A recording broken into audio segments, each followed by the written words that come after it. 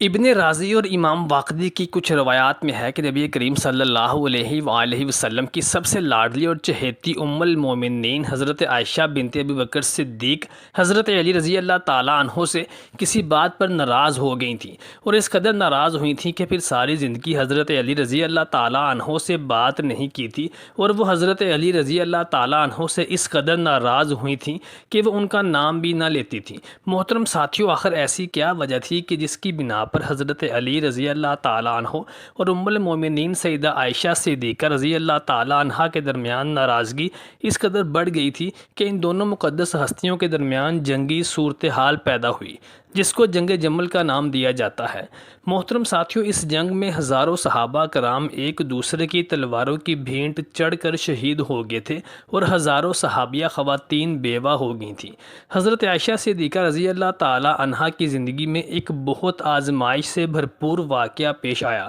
کہ جب نبی صلی اللہ علیہ وآلہ وسلم کسی غزوہ سے واپسی پر قافلے کو الگ الگ حصوں میں بانٹ کر چل رہے تھے، تو حضرت عائشہ صدیقہ رضی اللہ تعالی عنہا بھی نبی کریم صلی اللہ علیہ وآلہ وسلم کے ساتھ اس قافلے میں شریک سفر تھیں۔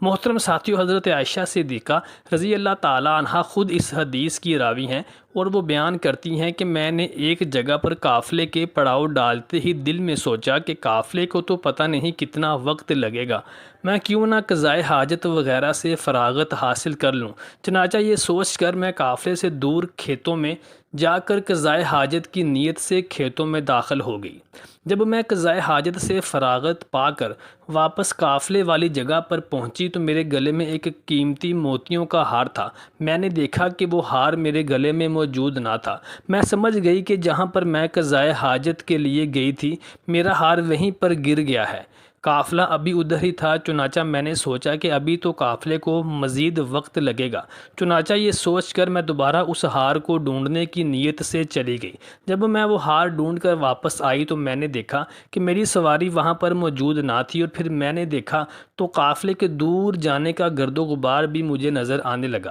سیدہ عائشہ صدیقہ رضی اللہ تعالی عنہا فرماتی ہیں کہ میں وہیں پر بیٹھ کر قافلے کا انتظار کرنے لگی کہ اگر یہ آگے نکل گئے ہوں گے تو وہ مجھے ضرور ڈھونڈنے کے لیے آئیں گے۔ سیدہ عائشہ صدیقہ رضی اللہ تعالی عنہا فرماتی ہیں کہ میں بہت کم عمر اور کم وزن تھی۔ 4-5 آدمی جب میری سواری کو اٹھاتے تو ان کو پتہ بھی نہ چل پاتا تھا کہ میں اندر بیٹھی بھی ہوں یا نہیں۔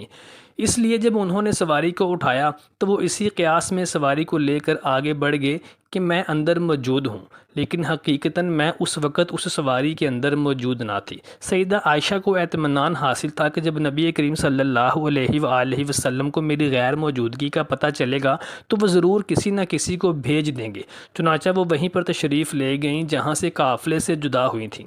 تھوڑی دیر کے بعد ان کے اوپر نیند غالب آ گئی اور انہوں نے اپنے منہ پر چادر اوڑھ لی اور سو گئیں۔ نبی رحمت صلی اللہ علیہ وآلہ وسلم نے اپنے ایک صحابی کو یہ حکم دیا تھا کہ وہ قافلے کے پیچھے پیچھے آیا کریں۔ ان صحابی کا نام حضرت صفوان رضی اللہ تعالی عنہ تھا، اور وہ قافلے کے پیچھے پیچھے کچھ فاصلے پر چلا کرتے تھے تاکہ اگر کسی صحابی کی یا قافلے والے کی کوئی چیز گر جائے تو وہ اس کو اپنے ہمراہ لیتے آئیں۔ جب وہ اس جگہ پر پہنچے تو انہوں نے سیدہ عائشہ صدیقہ رضی اللہ تعالی عنہ کو پہچان لیا، تو انہوں نے سیدہ عائشہ صدیقہ رضی اللہ تعالی عنہ کے پاس جا کر اونچی آواز میں انا للہ و انا الیہ راجعون پڑھا۔ صحابی کی آواز سے سیدہ عائشہ کی آنکھ کھل گئی تو آپ نے چادر سے اپنے آپ کو پوری طرح سے ڈھانپ لیا، اور ان صحابی نے آپ کے لیے اپنے اونٹ کو بٹھایا تو آپ اس کے اونٹ پر سوار ہو گئیں، اور یوں وہ صحابی آپ کو اس اونٹ پر سوار کر کے چل پڑے اور کچھ دیر بعد جا کر قافلے سے مل گئے۔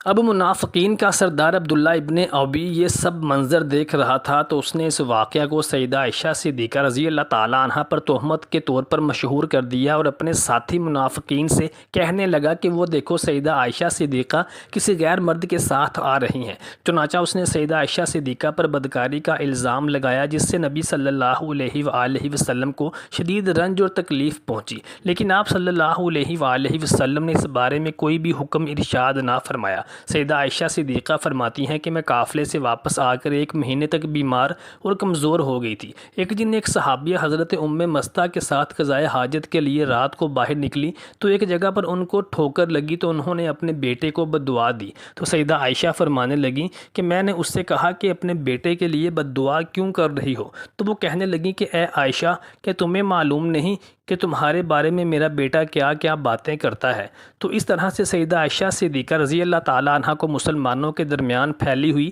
اپنے بارے میں افواہوں کا اور خبروں کا پتہ چلا تو سیدہ عائشہ صدیقہ رضی اللہ تعالیٰ عنہ کے دل کو بہت گہرا صدمہ لگا۔ وہ جلدی سے گھر آئیں اور آپ صلی اللہ علیہ وآلہ وسلم کا انتظار کرنے لگیں۔ جب آپ تشریف لائے تو سیدہ عائشہ صدیقہ نے سلام عرض کیا تو آپ صلی اللہ علیہ وآلہ وسلم نے سلام کا جواب ارشاد فرمایا، لیکن اپنا رخ دوسری جانب پھیر لیا۔ پھر سیدہ عائشہ صدیقہ دوسری جانب سے آئیں تو آپ صلی اللہ علیہ وآلہ وسلم نے اپنی نگاہیں دوسری جانب کر لیں۔ سیدہ عائشہ صدیقہ فرماتی ہیں کہ نبی صلی اللہ علیہ وآلہ وسلم کے اس رویے سے میری طبیعت پر بوجھ بن گیا اور میں نے آپ صلی اللہ علیہ وآلہ وسلم سے درخواست کی کہ کیا میں اپنے گھر چلی جاؤں تاکہ صحیح حالات کا پتہ چل سکے کہ آخر میرے بارے میں کیسی کیسی باتیں مشہور ہو رہی ہیں۔ تو آپ صلی اللہ علیہ وآلہ وسلم نے اجازت دے دی۔ ادھر نبی کریم صلی اللہ علیہ وآلہ وسلم خود بھی صدمے سے دوچار تھے اور نڈھال تھے۔ آپ کے چہرہ مبارک سے اداسی اور صدمہ جھلکتا تھا۔ صحابہ کرام اجمعین اپنے محبوب صلی اللہ علیہ وآلہ وسلم کی یہ حالت دیکھ نہ سکے تو نبی کریم صلی اللہ علیہ وآلہ وسلم سے دریافت فرمایا تو آپ نے اپنے صحابہ سے اپنے دل کا حال بیان کیا اور ان سے پوچھا کہ تم لوگوں کی کیا رائے ہے؟ تو سیدنا عثمان غنی رضی اللہ تعالیٰ عنہ کہنے لگے، یا رسول اللہ صلی اللہ علیہ وآلہ وسلم، ہم اس بات کی گواہی دیتے ہیں کہ سیدہ عائشہ صدیقہ رضی اللہ تعالیٰ عنہ پر یہ الزام لگایا گیا ہے وہ پاکیزہ خاتون ہے۔ حضرت عمر فاروق رضی اللہ تعالیٰ عنہ کہنے لگے، یا رسول اللہ صلی اللہ علیہ وآلہ وسلم، اب آپ اپنے دل کا بوجھ ہلکا کر لیجئے، اللہ تبارک و تعالیٰ ضرور سیدہ عائشہ صدیقہ رضی اللہ تعالیٰ عنہ کو اس معاملے میں سرخرو فرمائے گا۔ نبی کریم صلی اللہ علیہ وآلہ وسلم نے حضرت علی کرم اللہ وجہ الکریم سے دریافت کیا کہ علی تم اس بارے میں کیا کہتے ہو؟ تو حضرت علی رضی اللہ تعالیٰ عنہ فرمانے لگے، یا رسول اللہ صلی اللہ علیہ وآلہ وسلم، ایک دفعہ آپ کے نالین پاک پر گندگی لگ گئی تھی تو اللہ تبارک و تعالیٰ نے فرشتوں کے ذریعے آپ کو اس گندگی کے متعلق اطلاع دی تھی تو آپ صلی اللہ علیہ وآلہ وسلم نے اس گندگی کو دور فرما لیا تھا۔ جو اللہ تبارک و تعالیٰ آپ کے جوتے پر بھی نجاست کو آپ کو اطلاع دیتا ہے تو وہ اتنے بڑے معاملے کی اطلاع آپ کو کیوں کر نہ دیتا؟ اور پھر حضرت علی رضی اللہ تعالیٰ عنہ کہنے لگے، یا رسول اللہ صلی اللہ علیہ وآلہ وسلم، اگر ابھی بھی آپ کا دل مطمئن نہیں تو آپ حضرت عائشہ صدیقہ رضی اللہ تعالیٰ عنہ کو طلاق دے دیجئے، آپ کو ازواج کی کمی نہیں ہے۔ یہ سن کر عمر فاروق رضی اللہ تعالیٰ عنہ فوراً اٹھ کر کھڑے ہوئے اور فرمانے لگے، یا رسول اللہ صلی اللہ علیہ وآلہ وسلم، آپ